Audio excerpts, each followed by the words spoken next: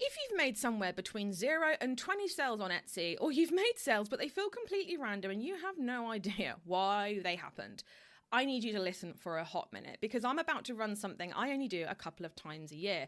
It is called, drumroll please, the Listathon, and it's completely free live challenge starting the 16th of March where I'm going to walk you through fixing the core foundations of your listings properly. We're not adding more products. We're not posting more on Instagram. We're not working harder. I'm not adding anything more to your plate because guess what? We are fixing what's already sitting in your shop. The titles, the photos, the structure, the bits that quietly decide whether someone buys or whether they click away. So if you're tired of refreshing your dashboard and hoping something changes, this is the moment you stop hoping and start fixing. It's live trainings by me, it's free, and it's honestly business changing. It's for the handmade business owner who knows their products are good, but their shop just isn't pulling its weight yet. Spots are open now. Go to handmadebosses.com/listathon week. Link will also be below, and get yourself signed up to this free life-changing challenge. I promise you, you're going to love it and you're going to take something amazing away from it. Hey everyone, and welcome back to a new episode of How to Be a Handmade Boss. So if you've literally just opened an Etsy shop and you're already feeling a wee bit overwhelmed, maybe you've been on TikTok and you're like questioning everything you've done because it's telling you to post daily, tweak your listings all the time, understand the algorithm straight off the bat, run ads, and you're just feeling confuzzled, then this episode is going to be for you. Before you get into any of those things, there's a few fundamental truths that you need to know about how Etsy kind of treats your shop straight away in the beginning. And I think if you begin your shop journey like this, understanding exactly what is going to happen, it's going to make the whole journey just feel a lot smoother.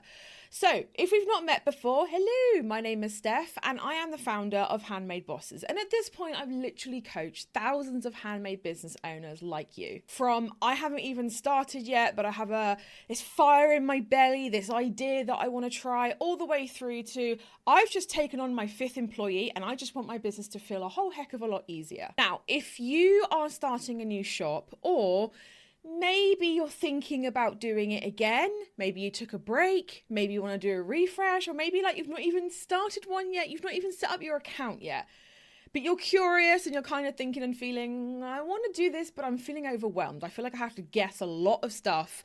Then you are in the right place, because what I see happen a lot is straight off the bat, people are trying to solve the wrong problems. So today we are going to be slowing that all down. So let's get into part 1. I've got my iPad on screen here just so I can visually teach and show you this stuff. Okay. This is where people massively overthink things. Okay. It's at this point. Okay. When they are new, Etsy does not expect perfect branding, 50 listings as soon as you open, a daily Instagram post, a marketing degree. They just don't. It wants something so much more boring than all of those. All they want are these things. Okay. So new shop checks. So these are the things that they want. Okay. They want a real product. Obviously, makes sense. Do not be breaking any rules. They want clear photos. Now, a note on this, make sure that your photo is at least an 8 out of 10 before you go live with your first listing, okay? Because how the algorithm works, especially if you're a new shop, you do get that very slight boost. But if you're doing a placeholder where you're listing something with a photo that's something like a 6 out of 10 or a 5 out of 10, the problem with that is that if it sees that people are being shown your listing in search results, but people are not clicking it, what's naturally going to happen is Etsy's going to go, oh, okay, obviously people don't really care about this listing. So it's gradually going to get lower and lower and lower in the search results. So that is why I always say, please do make sure that your photos are at least an 8 out of 10, okay? The third thing is we need to make sure that the description makes sense. Now, I'm not talking about having stellar sales copy at this point. Now, what I will say though is copy is important, okay? Now, copy is so something that I think people kind of leave until the end, right? They kind of list their product and then they get to the description bit and they kind of just clam up and go, oh, okay, I'll just write whatever, you know?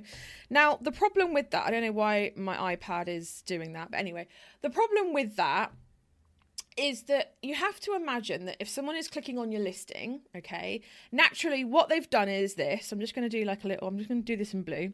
Naturally what they do is this. So they search, okay, they then click and they then buy, okay. Your sales copy is hitting at this point, which is a really crucial bit. They are interested. I don't know why it keeps coming up with this error. It's so super annoying. They are interested, but they're kind of like sussing the listing out. So that is why your sales copy is really, really important. You do not need to have it hands down very, very good straight off the bat. Writing sales copy, which is basically a piece of sales text designed to persuade people, not in a gross way, not in a, I need to take a hot shower after reading that way, but actually in a way that's matching what they want and what they need with what you have to offer, okay? Now, I'm not expecting you, and certainly Etsy is not expecting you to be like stellar at this, okay? It is a skill that will be important for you to learn, okay? So if you stick with me, I'm going to come up with some copy videos and all that kind of stuff, probably in the next month or so. So subscribe if you haven't already to see those. But this is where people miss out on, is this core thing. And they don't give sales copy the grace that it needs. All right, so going back to our list then, they also expect a price that makes sense, okay? At the beginning, right, Etsy is not testing how clever you are. It's testing whether a real human can land on this and go, yep, I understand this, I might buy that, okay? So what I wanted to just mention here as well is there are things that really doesn't matter. So I'm going to like put a little thing and I'm going to write what really doesn't matter in Etsy's eyes. Like if we are strictly talking about what Etsy wants from you, you do not need to worry about the algorithm. You do not need to post daily on Instagram. So let me just do, you don't need to worry about the algorithm yet. Okay, I'm saying yet because you will do at some point.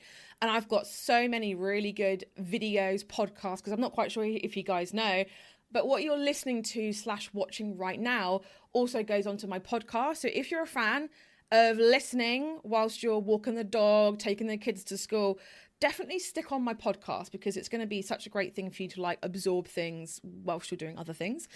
So they don't want you to really worry about the algorithm yet. They do not need you to do daily posting on social media. They don't really need you to worry about that. They certainly do not want you to run ads yet. They might come up with like a little pop-up thing on your account saying run ads now and it can boost your visibility and da-da-da-da. The problem with that is that they are wanting you to spend money, and I'm telling you as your coach that there ain't no way you can run ads until you have a bestseller. Why? Because why would you add fuel to a fire that ain't burning? Do you see what I mean? Like running ads is pouring fuel onto a fire that's already burning. And if no one's buying your listings yet, pouring money onto that probably isn't going to fix it. It's probably very much a conversion issue, not a traffic issue. Etsy kind of presents running Etsy ads as, hey, you aren't getting enough eyeballs, so here's a instant way to fix that by spending money. Again, I'm telling you as your coach, you need to actually understand whether it truly is a traffic problem or a sales problem, okay? Right, so also they do not want you to change your titles every 3 days. Now, what I will say is once you've listed something and you're happy, you've clicked publish, leave it alone until it expires, okay? Don't auto-renew, just let it expire because that is a nice ready list of listings that you need to go back over and kind of like assess again, maybe change the photo, maybe change the tags and the title and the sales copy. You do not want to auto renew things because it's not really giving you a chance to attack it if it's not really working, okay? If you're not having consistent sales, right, doing these things, that they're not really going to get you anywhere, right? Because the algorithm can't reward listings that don't convert. Ads won't fix things that aren't working regardless. Posting daily won't fix confusion. Nothing at this point on this list is going to move the needle. However, what is going to move the needle for you is a clear product. And I know this seems like an obvious thing. And probably at this point, you're thinking, is this video even worth watching if she's just babbling on about like the basic stuff? The problem is that having a clear product is so much more than just being like, oh, I'm going to list a mug that I've made, like, and that's it. You have to understand that people cannot like touchy-feely your product. Touchy-feely your product. So like, you know what it is because you made it. You can hold it in your hand, but your customers cannot. So when I say a clear product, it's showing your product in a way that your customer in their mind's eye can see and almost feel what that product is going to be like.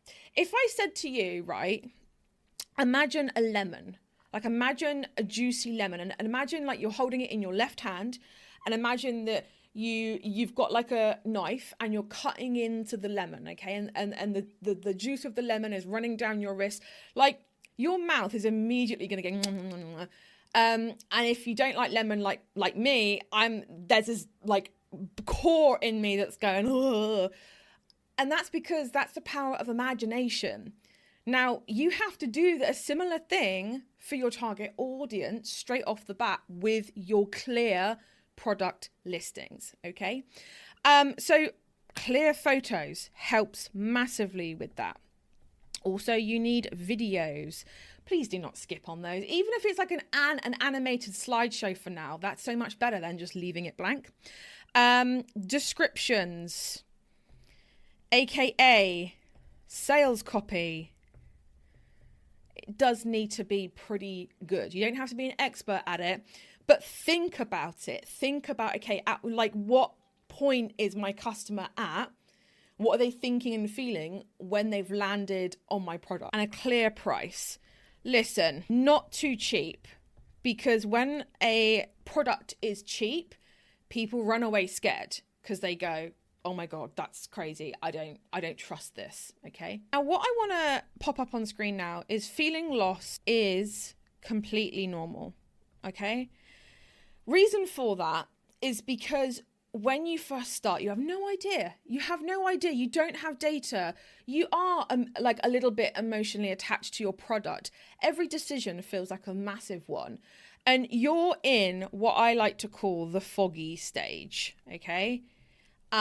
You've opened up your shop. You've listed a few things. Nothing's wrong. Nothing's slow. Nothing, you just don't have the feedback yet. Okay. Most people try to escape the foggy stage, like their life depends on it.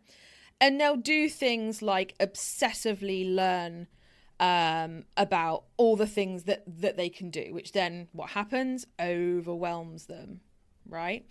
Then you have people who are going to do more.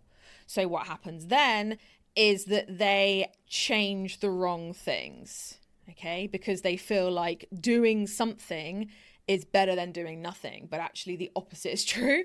They also buy more supplies. I'm just going to write that in here. Supplies and tools. If you're listening on the podcast version, I've got my old iPad up, so one can only imagine what's on the screen in my terrible handwriting. They buy more supplies and tools, which means, money is tight, especially at the beginning in this foggy stage. Or what a lot of people do is they change direction, which means you never really get started. Okay. So yeah, that's kind of what happens, is that it's those four things that I see happen over and over and over again. Part two, we've spoken a lot about what not to do. Now I really want to share with you like a calm framework for actually getting started, okay? So think of Etsy like a shop window on a busy street, okay? Right now, your only job is this, okay? And I want you to literally ask yourself this. Can a stranger instantly understand these three things? Number one, what it is. Sounds obvious, but you would be surprised how many times I've gone on to a new shop and I'm instantly confused. And I'm like, okay, am I getting the props in the picture? Am I getting the earrings? Am I getting this? Am I getting that? What size is it? What color is it? How does it sit? All these things that your target audience are thinking and feeling. If it's not clear, people are going to be like, oh, okay, I'm not really sure. This is why I'm not a fan of using like white background imagery, because it doesn't really explain much, does it? It's very like clinical looking, looks more like a picture taken in a dentist rather than a handmade studio, right? So number two, we have number one, which is what it is, okay? We have number two, which is who it's for. And I'm going to draw an arrow off of that and I'm going to write brand, okay? Because so many people, and if you haven't read my book and you are starting out, I highly recommend you do, because I'm going to go much more in depth and actually give you a proper step-by-step of starting your business, okay? It's such a good book. But when I wrote that book, I really wanted to focus on the tantalizing trifecta, which is your brand, your product, and your target audience. You need those three things down before you start any business, whether it's a handmade business or not, right? You need to understand your target audience enough to create your product. You need to understand your product enough to create your brand. They're all connected things that you need to know about, okay? The third thing is why they would buy this from you. Okay. Now, this is something that I think for a lot of shops, the minute people start, it's because they've seen a similar product on Etsy themselves and they've immediately gone, I can sell that too.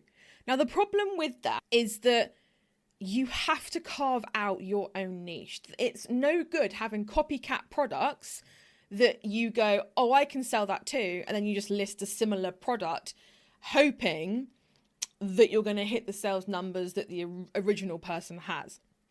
You need to have a USP, a unique selling point, something that is special and different and unique about you.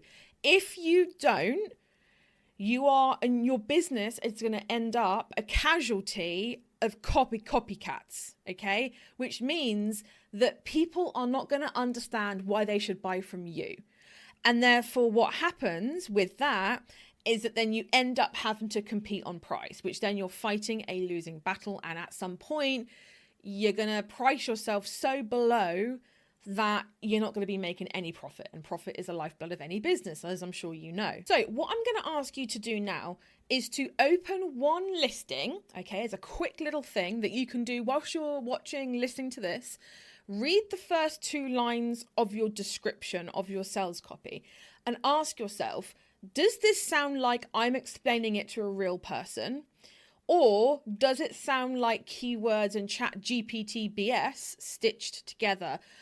People can sniff out AI, okay, like a bloodhound. They can sniff it out now. The sad reality is that we've all been trained, whether we know it or not, because AI has been shoved in our faces so much that now people can sniff it out, which is why I'm really not a massive fan of AI writing your titles, descriptions, blah, blah, blah, blah. Because going back to the whole USP thing, well, you're not going to be unique because ChatGPT literally regurgitates information from other sources online and gives it to you. So it's literally a copycat machine. It's a great tool. And sometimes, it can be used for great things. The creative parts of your business, not so much, okay? Okay, I'm going to bring back Sam versus Lydia. Two comparative characters. so that you can kind of see which one you think you're being most like right now, okay? So let's talk about Sam. Sam opens up an Etsy shop and immediately goes into panic mode, okay?